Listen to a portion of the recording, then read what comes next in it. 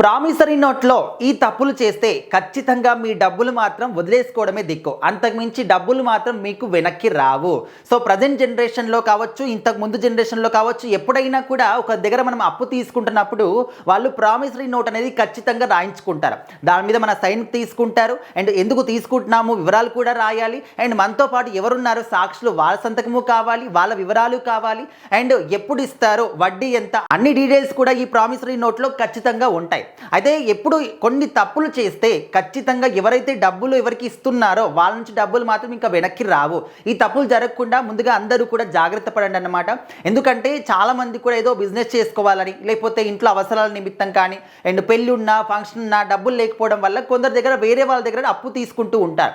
అయితే ఆ సమయంలో ఏంటంటే ఇచ్చిన వాళ్ళు ఖచ్చితంగా ప్రామిసరీ నోట్ అనేది రాయించుకుంటారు. ఎందుకంటే రేపు పొద్దున వాళ్ళు డబ్బులు ఎగ్గొట్టినా కూడా వీళ్ళ దగ్గర ఒక ఆధారం ఉంటుంది అని చెప్పేసి. అండ్ ఈ ప్రామిసరీ నోట్లో ఏంటంటే ఖచ్చితంగా మనం ఎవరైతే వేరే దగ్గర డబ్బు తీసుకుంటున్నామో లేకపోతే మనమే వేరే వాళ్ళకి ఇస్తున్నామో అందులో ఏంటంటే క్లియర్గా ప్రతి ఒక్క ఇన్ఫర్మేషన్ కూడా రాయాలి.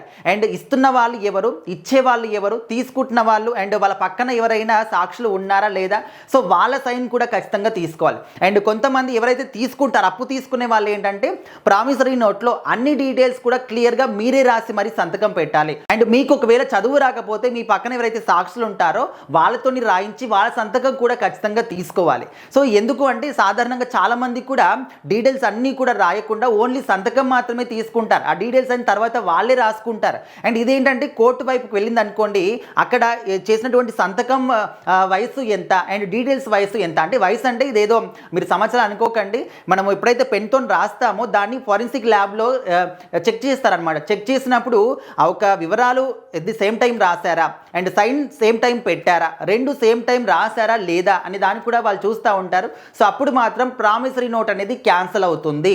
సో దయచేసి అప్పు ఇచ్చే వాళ్ళు కానీ అప్పు తీసుకునే వాళ్ళు కానీ ప్రామిసరీ నోట్ పైన ఆన్ ది స్పాట్ అప్పుడే వివరాలు రాయండి, అప్పుడే సైన్ తీసుకోండి. అండ్ ఎవరైతే సాక్షులు ఉంటారో సాక్షుల సంతకం కూడా ఖచ్చితంగా కావాలి. ఎందుకంటే ఓన్లీ ఇచ్చే వాళ్ళ దగ్గర తీసుకున్నాం అనుకోండి, రేపొద్దున వాళ్ళు కొన్ని ఏదో ఒక మాటలు చెప్పేసి దాన్ని ఎగ్గొట్టే ప్రయత్నాలు కూడా చేస్తూ ఉంటారు. అండ్ ఇంకోటి ఇంపార్టెంట్ విషయం ఏంటంటే ప్రామిసరీ నోట్ అనేది ఖచ్చితంగా 3 years మాత్రమే వ్యారంటీ ఉంటుంది. ఆ తర్వాత ఇంకా అది మాత్రం చెల్లదు. డబ్బులు కూడా మీరు వసూలు చేసుకోవాల్సినటువంటి అవసరం కూడా ఉండదన్నమాట. ఆటోమేటిక్గా క్యాన్సిల్ అయిపోతుంది.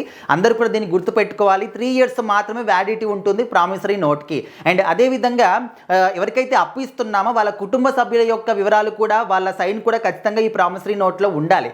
ఎందుకంటే అండ్ తీసుకునే వాళ్ళు కూడా కుటుంబం కోసం అని చెప్పేసి కూడా అందులో క్లియర్గా మెన్షన్ చేయాలి. ఎందుకంటే పర్సనల్గా వాళ్ళు వాళ్ళ కోసం తీసుకుంటున్నారని ఉంటే ఒకవేళ తీసుకున్న పర్సన్ ఎక్స్పైర్ అయిపోతే ఇంకా ఇంట్లో వాళ్ళు పే చేయాల్సినటువంటి అవసరం కూడా ఉండదు. సో అందుకోసం అని చెప్పేసి ఇచ్చే వాళ్ళు ఎవరైతే ఉంటారో వాళ్ళు ముందు జాగ్రత్తగా వాళ్ళ కుటుంబం యొక్క వివరాలు అండ్ వాళ్ళ సైన్ కూడా ఖచ్చితంగా ఉండాలి. సో ఈ విధంగా చిన్న చిన్న తప్పులు మాత్రం చేయొద్దు.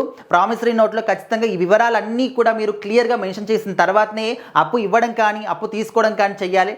లేకపోతే చిన్న తప్పు చేసినా కూడా ఈ రూల్స్ ఎవరికైతే తెలుస్తుంటాయో, ప్రజెంట్ జనరేషన్లో అందరి దగ్గర కూడా సోషల్ మీడియా ఉంటుంది, అందరికీ కూడా రూల్స్ అండ్ రెగ్యులేషన్స్ తెలుస్తూ ఉన్నాయి. తెలియకపోయినా కూడా ఇలాంటి వీడియోస్ చూసి మరి తెలుసుకుంటూ ఉన్నారు కాబట్టి చాలామంది తెలివిగా వ్యవహరిస్తూ ఉంటారు. ఇచ్చే వాళ్ళు కానీ అప్పు తీసుకునే వాళ్ళు కానీ చాలా జాగ్రత్తగా ఈ తప్పులు చేయకుండా ఉండండి. అండ్ మీ డబ్బులు మీరు ఏ విధంగా సేఫ్గా ఇస్తున్నారో అదే సేఫ్గా తీసుకోండి.